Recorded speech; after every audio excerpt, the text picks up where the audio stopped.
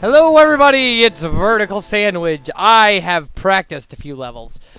Mainly because we had so much trouble in Scarecrow Fields. We could do the Sleeping Village. We can also do Pumpkin Gorge. Let's get the Sleeping Village out of the way. It's pretty harmless. It has a very interesting dynamic though.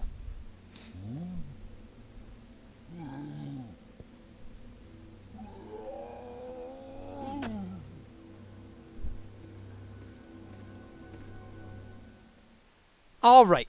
So, what's going to happen is our chalice will start with like 59% complete, and if we kill any villagers, it will lower our chalice amount.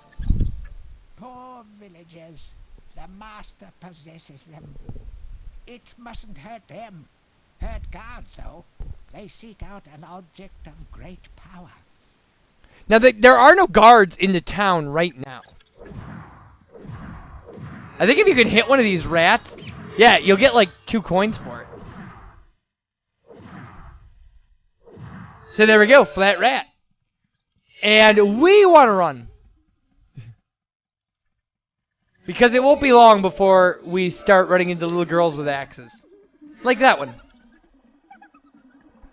Now they won't come down here.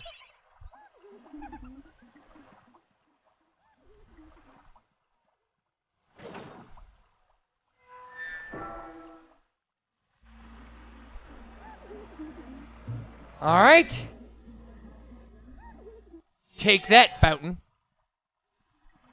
Now, I do understand, I don't know if we've gone through this, but the history of Dan here is that he apparently was an amazing liar and was put in charge of an army because of how brave he said he was. And ended up dead. Like, ended up just with dying instantaneously at the first conflict he was put into. The king was so embarrassed about giving his army to such a buffoon that they made the official history that he is actually like a hero.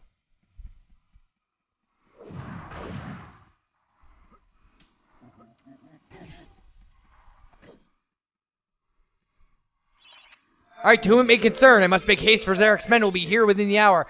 I've taken the crucifix from the church. It is the key to a key. I used the cross to make the attached cast. Then I had it destroyed. It is my hope that the cast falls into the hands of a just and good hero, sighed the town mayor.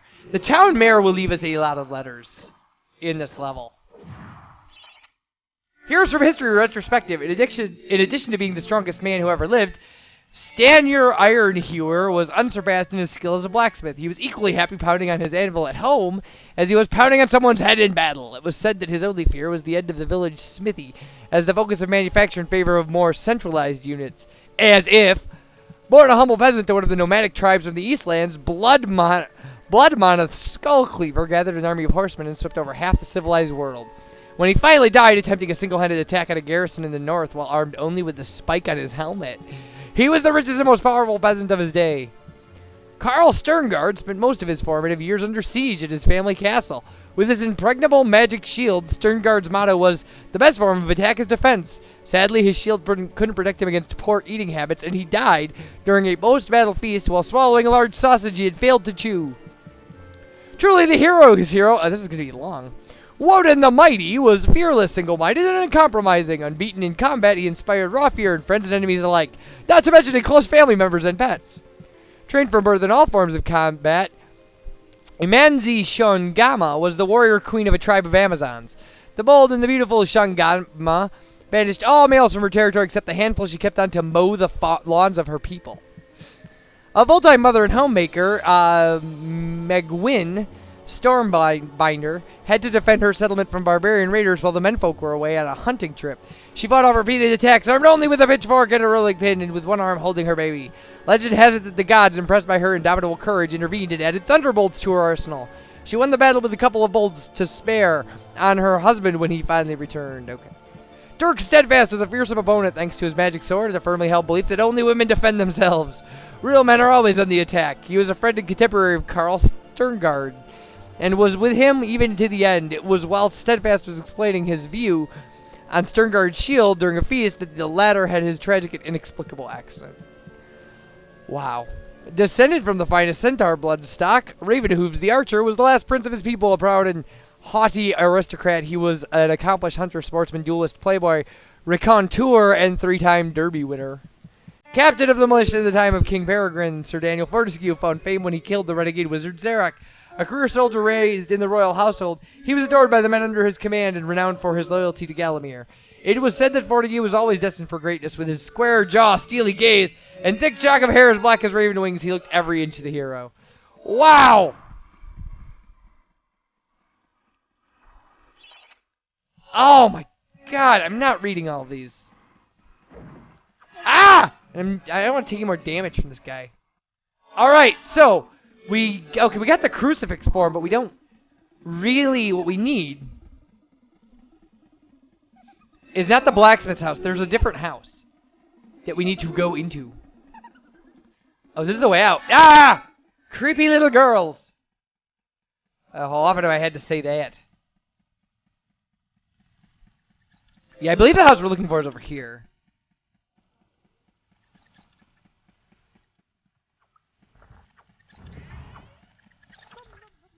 Alright. Oh, wait, we don't have this rune yet. Okay, well, whatever. Wait a minute, where do I find a missing rune? I don't rightly remember. There we go. Okay. Ask a stupid question, I suppose. Now I am nowhere near that place that well. I'm kind of near it. I got a good handle on the layout of this town now. Oh, apparently not. Creepy little girls! Stay away from me!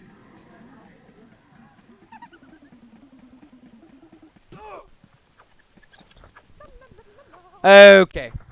Now that lady singing has a meat cleaver and doesn't like me. Now, I would be inclined to think that people who are trying to kill me would be evil.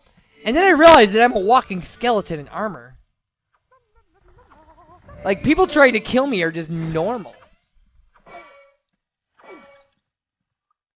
Alright. Oh, I accidentally killed a rat.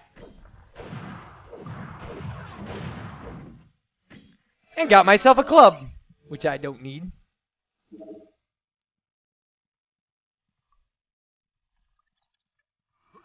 Ah! You got me twice.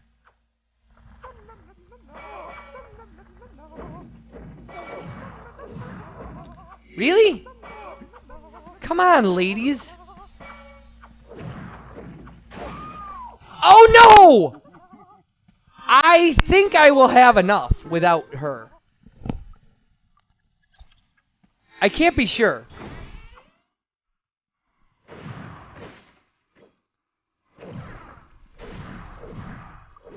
I just want to hit the switch. Oh.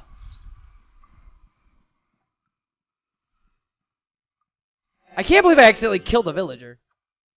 Alright, the whole point of that was to get this bust. Alright, down we go. Right, got it. Well, I feel bad for that lady and her husband. Because, really, I mean... Okay, so now the guards will arrive. Now that we have what we need.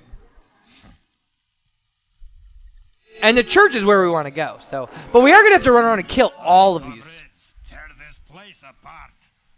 If we don't find the shadow artifact, Lord Zarek will have us mocking out the demons for the next millennium. Alright, these guys, first off, I love that they're just randomly, Russian. That's fun.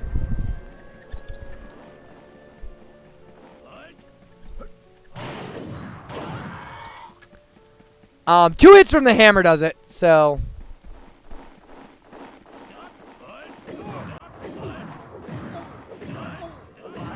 Oh, 3, I guess. Okay. Now we need to find the.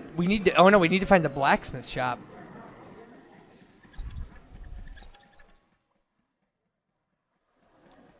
All right. Where is it? I saw it. It has a horseshoe. We're at 81% already. Like I said, I do believe. I do believe we'll have enough, but if we don't, well, my bad. All right. So what we want to do here is use the crucifix cast. Really?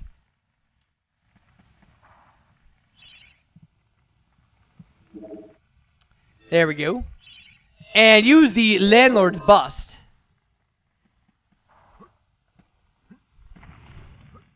And we will be able to make the crucifix that the mayor talked about hiding.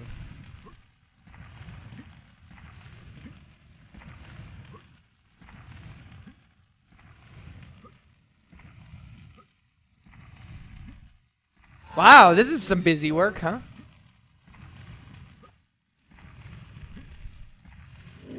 There we go. All right, to the church with us.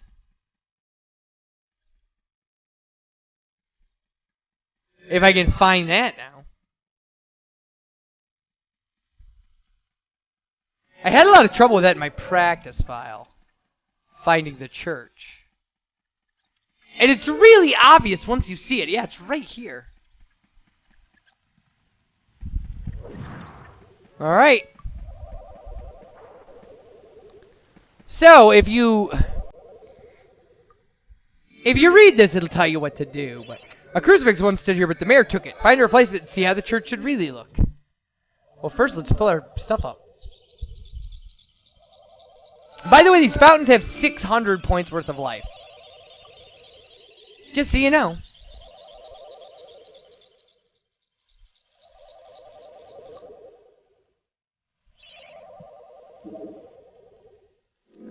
Okay.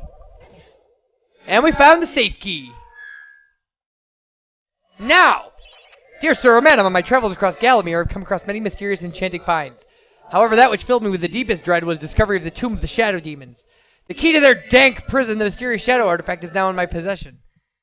That dress-wearing bully boy, Zarek, will stop at nothing to retrieve this item. I fear that already he knows that it is I who possess it. Yours true, fearfully, the town mayor. The town mayor has a lot going on. Alright, so now finally. No, not there.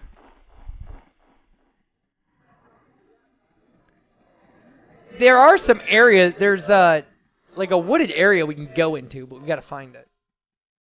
It's what we just saw open up, though. I mean, it's kind of obvious. Was it right outside of our door? It was. Alright, now the only thing out here is this guy, so watch out. You can't kill him. Well, you can, but you shouldn't.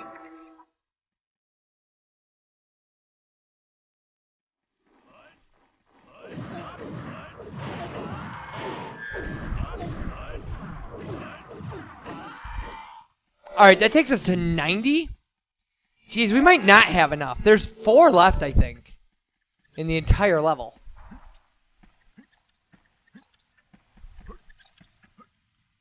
Really? That was a shame. Bad platforming is bad.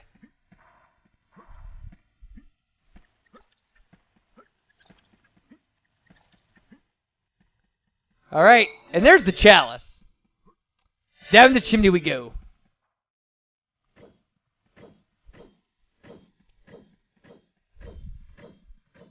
Really?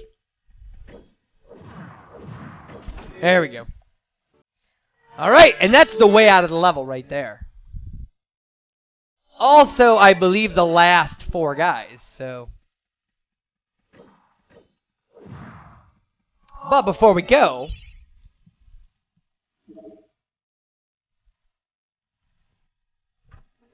we now have the shadow artifact! Which apparently is what Zarek is looking for.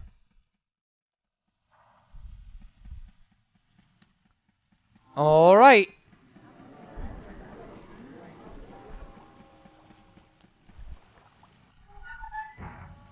Yeah, this acts like a boss fight, but it's not. Oh yeah, we easily had enough.